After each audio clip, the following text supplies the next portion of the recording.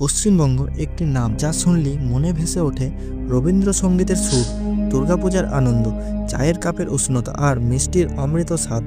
কিন্তু এই মাটির আরেকটি রূপ আছে, একটি রহস্যময় রূপ যা ইতিহাসের অন্ধকারে চাপা পড়ে আছে, যা লোককথার আবেশে ঘেরা, যা বৈজ্ঞানিক ব্যাখ্যাকে চ্যালেঞ্জ করে।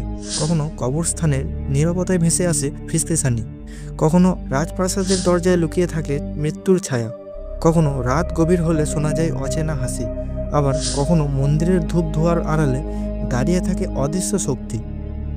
আপনি কি জানেন এই মাটিতে আছে এমন এক প্রাসাদ যার হাজার দরজার মধ্যে 100টি আসলে ভুয়া?